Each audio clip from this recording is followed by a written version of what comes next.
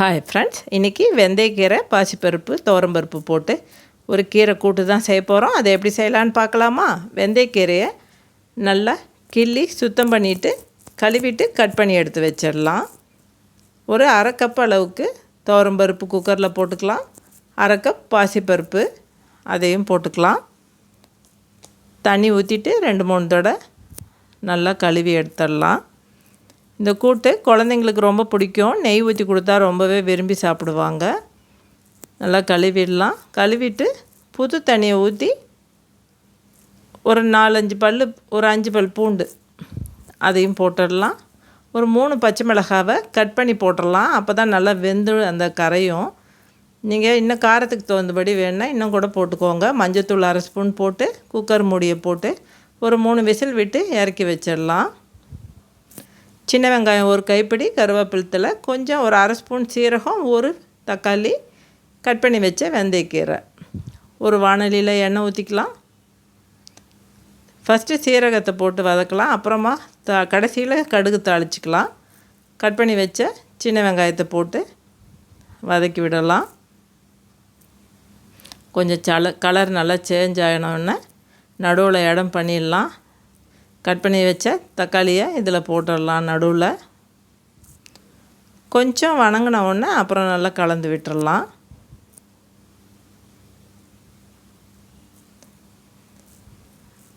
Cut பண்ணி வச்ச வெந்தயக்கீரையும் இதிலே போட்டுடலாம். வெந்தயக்கீரை சர்க்கரை நோயாளிகளுக்கெல்லாம் ரொம்பவே நல்லது. எல்லாருக்குமே ரொம்பவே நல்லது. இதில் நார்ச்சத்து அதிகமாக இருக்குது. வாயு பிரச்சனை இருக்காது. குழந்தைங்களுக்கு சூடு பிடிக்காது. ரொம்பவே நல்லது. நல்லா வதக்கி விட்டாலே நல்லா வெந்துடும். கொஞ்சமாக தண்ணி ஊற்றி ஒரு 10 நிமிஷம் வேக வைக்கலாம். இந்த பருப்பு குக்கர் மூடி எடுத்துட்டு பருப்பு அப்படியே விஸ்கிலே கலந்து விட்டுறேன். நீங்கள் பருப்பு மத்து இருந்தால் கலந்து விட்டுருங்க. இந்த கீரை நல்லா வெந்துடுச்சு. அதுலேயே அந்த கலந்து விட்ட பருப்பை எடுத்து ஊற்றி உப்பு ஒரு ஸ்பூன் அளவுக்கு போட்டுக்கிறேன். நல்லா கலந்து விடலாம். இன்னும் கொஞ்சம் தண்ணி ஊற்றிக்கலாம். உங்களுக்கு காரத்துக்கு இன்னும் வேணுன்னா மிளகாத்தூள் கூட போட்டுக்கலாம். கொஞ்சம் பெருங்காயத்தூள் போட்டிருக்கேன்.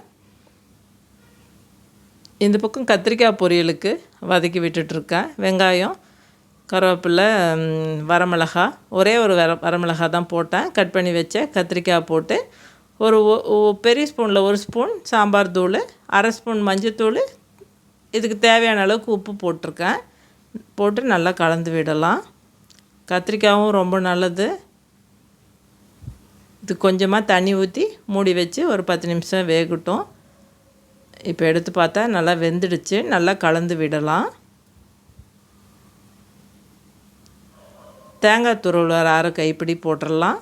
கட் பண்ணி வச்ச கொத்தமல்லி தலையும் தூவி விட்டு நல்லா கலந்து விட்டு இறக்கி வச்சிடலாம். இந்த கீரை குழம்புக்கு ஒரு தாளிப்புக்கு ஒரு ஸ்பூன் நெய் ஊற்றி கடுகு, கடலைப்பருப்பு, உளுத்தம்பருப்பு போட்டு கருவேப்பிலையும் வரமிளகாயும் போட்டு ஒரு தாளிப்பு போட்டுடலாம். அவ்வளோதான், ரெடி ஆகிடுச்சு. சீக்கிரமாக குயிக்காக ரெடி ஆகிடும். ஒரு பாத்திரத்தில் மாற்றி வச்சிடலாம். ஒரு தட்டில் சாதம் பரிமாறிக்கலாம். கத்திரிக்காய் பொரியல் வச்சுக்கலாம். ரசமும் வச்சுக்கலாம். இந்த வெந்தயக்கீரை கூட்டை ஊற்றி மேலே கொஞ்சம் நெய் ஊற்றி சாப்பிட்டா சூப்பராக இருக்கும். நீங்களும் ஒரு தடவை செஞ்சு பாருங்கள். இந்த மாதிரி சிம்பிளாக தான் இருக்கும், ஆனால் நல்லாயிருக்கும். அவ்வளோதான் ஃப்ரெண்ட்ஸ். இந்த வீடியோ பிடிச்சிருந்தா ஷேர் பண்ணுங்கள், கமெண்ட் பண்ணுங்கள். பாய்.